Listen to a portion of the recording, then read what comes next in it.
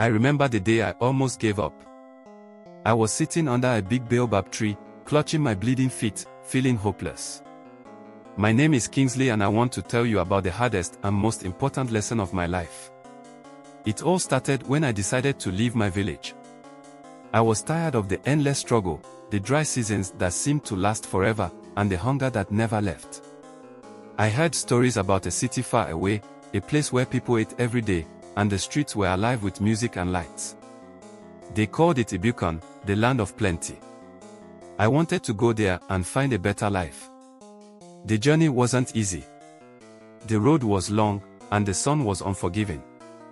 I had a small bag of roasted yam and a water gourd, but they didn't last long. By the third day, I was weak and thirsty. Every step felt like I was dragging a stone. My feet blistered and bled from walking barefoot on the hot, sharp rocks. That's when I stopped under the baobab tree and thought, maybe this isn't worth it. Maybe I should go back. As I sat there, an old woman appeared out of nowhere. She wore a faded wrapper and leaned on a crooked walking stick. Her voice was soft but firm when she asked, "Why do you sit here like this, child?" I told her everything, how I was chasing a dream but didn't think I could make it.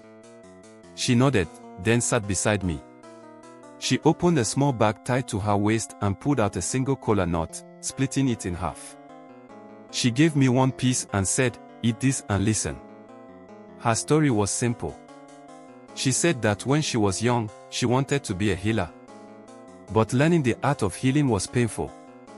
She had to endure sleepless nights grinding herbs and many hours in the forest searching for the right leaves. One day, she almost gave up, just like me. But her mother had told her, "No cross, no crown." What does that mean? I asked, chewing the bitter kola nut. "It means you can't get the reward without the struggle," she said. "The road to anything worth having will always test you. But if you keep going, you will see that the pain was not for nothing." Her words stayed with me long after she left. I rested under that tree for a while, then got up and started walking again. The road didn't get easier, but I kept repeating her words. No cross, no crown. When I finally reached Ibukan, it wasn't exactly how I imagined. There were no streets paved with gold, but there was work. I started as a cleaner in a small restaurant. The owner, a kind man named Baba Femi, noticed how hard I worked.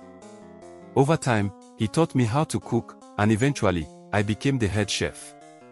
Years later, I opened my own little eatery. People from all over the city came to taste my dishes. I returned money to my village, and my family's life improved. The journey that once felt impossible became the story I told to inspire others. Sometimes, when I'm tired from a long day, I think about that old woman and her words. She was right. The struggle is real, but so is the reward. No cross, no crown.